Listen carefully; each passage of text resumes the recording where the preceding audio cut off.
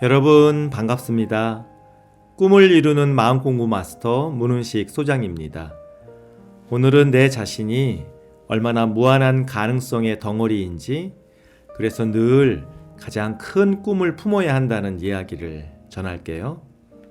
저는 초등학교 시절 정말 찌질이 중에서도 왕 찌질이었습니다.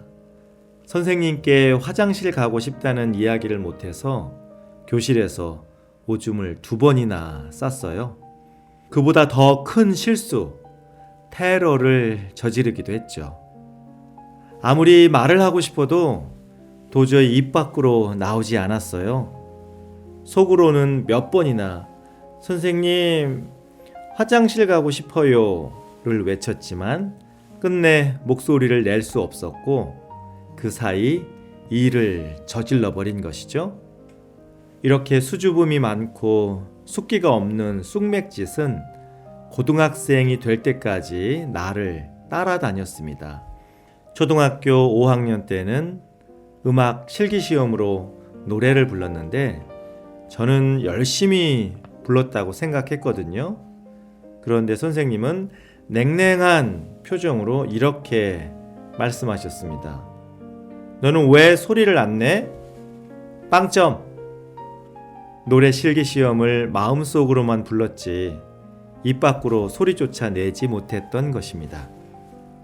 저는 그렇게 아무 존재감 없는 아이였고 학교에서는 있으나마나한 빗자루 같은 그런 학생이었습니다. 그런데 이상하게도 집에만 오면 펄펄 날아다녔습니다. 동네 꼬마들을 몰고 다니면서 옛날 얘기를 해줬어요. 전래동화를 내 나름대로 각색하고 변형해서 생동감 있게 들려주면 동네 아이들은 넋을 놓고 빠져들었죠. 그리고 놀이를 할 때도 저는 항상 대장 노릇을 했습니다. 오징어 게임을 하든 술래잡기를 하든 어떤 놀이를 해도 제가 규칙을 정하고 통제를 했어요. 그러면서 동네에서 가장 인기가 많은 아이였죠. 그러다 중학교에 들어가면서 뭔가 달라지기 시작했어요.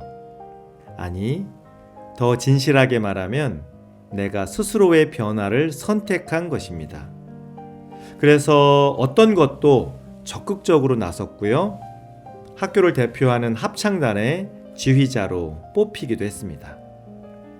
초등학교 시절의 쑥맥은 어느새 사라졌어요.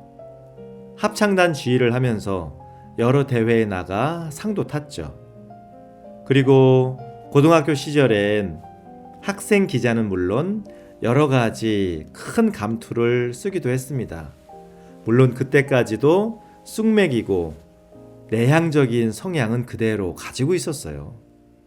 대학 시절엔 노래대회에 나가 대상을 타기도 했습니다. 그 어떤 학원도 다녀보지 않았는데 말이죠. 사람들은 제가 어려서부터 말을 잘한 줄 알아요. 그도 고를 것이 인기 강사로 몇십 년을 살았고 또 유튜브 방송을 수년째 하고 있기 때문이죠. 그래서 내가 어린 시절 화장실 가고 싶다는 말도 못했다는 이야기를 하면 그냥 재밌으라고 지어낸 것으로 압니다. 그 이후의 삶에 있어서도 놀라운 일들은 파도처럼 밀려왔습니다. 책을 7권 이상 출판했고요. 방송 출연을 하고 또 회사를 3개 이상 설립을 했죠. 경제 규모도 점점 커져서 매년 1억 원에 가까운 돈을 군부대에 후원할 수 있을 정도로 성장했습니다. 그래서 많은 사람들은 저를 성공한 사람 또는 잘 나가는 유튜버로 인식을 해요.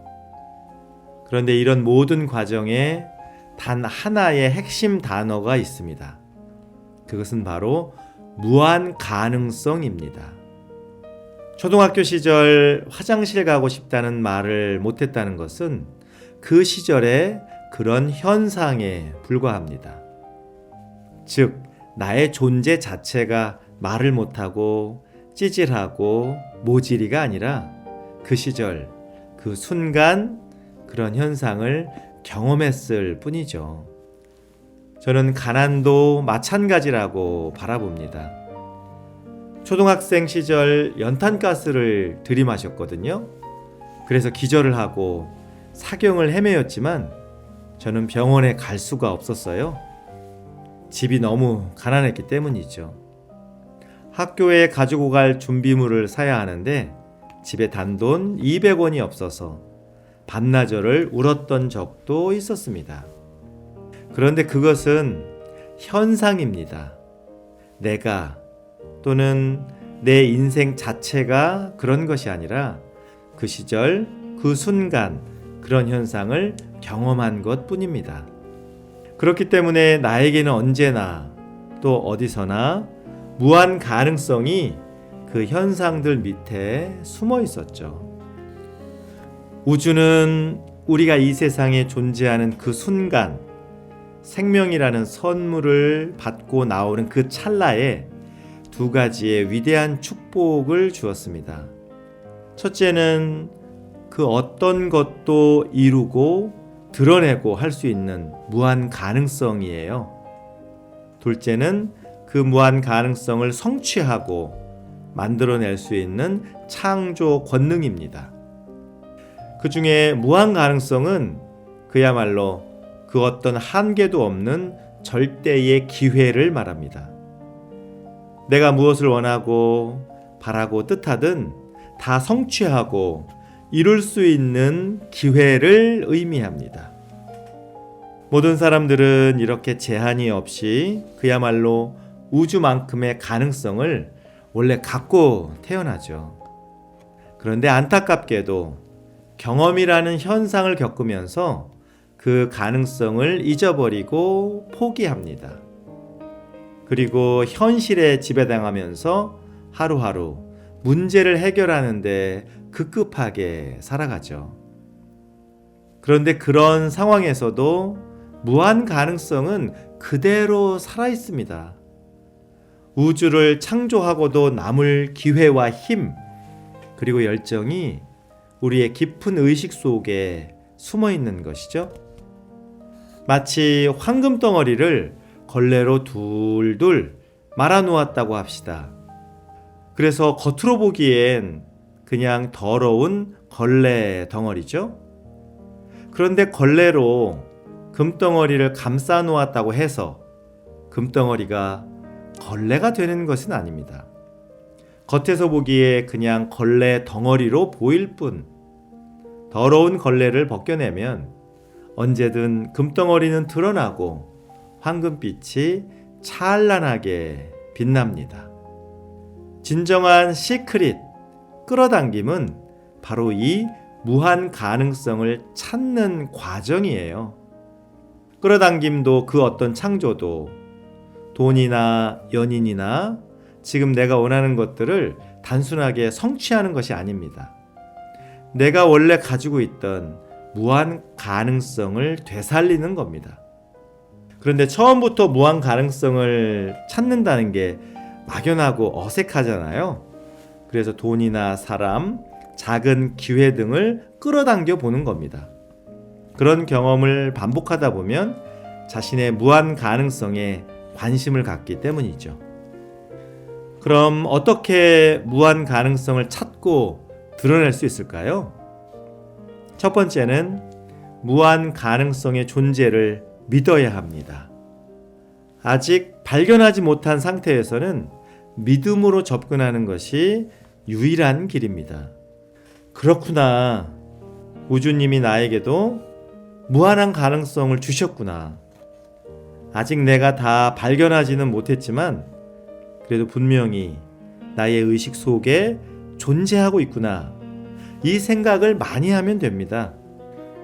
같은 생각을 여러 번 반복하면 믿음이 되기 때문이죠.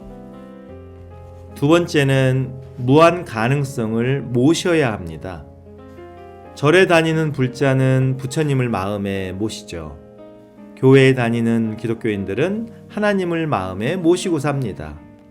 그렇듯 나의 마음 속에 무한 가능성이 절대자처럼 계신다고 생각하고 마음으로 모시세요. 한 번씩 두 손을 모으고 내 안에 계신 무한 가능성이시여 제가 마음으로 모십니다. 이렇게 하면 됩니다. 세 번째는 무한 가능성과 자주 대화하세요. 어떤 결정을 내리거나 판단을 할 때 내 안에 있는 무한 가능성에게 묻고 그 응답을 기다려 봅니다. 마음 공부나 영성에 관심 있는 사람들은 신성이시여 이렇게 부르면서 나름 대화를 하거나 기도하는 경우가 덜어 있어요. 그런데 신성이라는 표현보다는 무한 가능성이시여 라고 하는 것이 훨씬 진리적이고 효과가 좋습니다. 그래서 시시때때로 무한 가능성에게 묻고 기도하고 응답을 들어보십시오. 네 번째는 응답이나 반응이 오면 즉시 실천하세요. 내 마음속에 살아있는 무한 가능성과 대화를 하다 보면 분명 반응이 옵니다. 그럴 때는 비록 사소하고 작은 것일지라도 즉시 실행하십시오. 그 속에는 무한 가능성이 드러나기 시작한 중요한 실마리가 있기 때문이에요. 그렇게 작은 응답과 반응도 즉시 실천을 하다 보면 어느새 마치 봄날 꽃이 피어나듯 나의 무한 가능성이 드러나고 활짝 번성하기 시작합니다. 그때부터 삶이 급격하게 달라지고 상승해요. 진정한 창조의 마술, 시크릿, 끌어당김은 바로 무한 가능성을 드러내는 과정입니다. 단순히 원하는 것을 이룬다고 해도 나의 무한 가능성을 펼치는 것에 비하면 백사장의 한 줌 모래알갱이에 불과합니다. 그러니 오늘부터 자신의 무한 가능성과 만나세요. 그 존재를 믿고 대화하고 응답대로 실천해 보세요. 그것이 가장 쉽고 빠르게 내가 원하는 모든 것을 창조하는 지름길이고 진리입니다. 꿈을 이루는 마음공부 마스터 문은식 소장이었어요.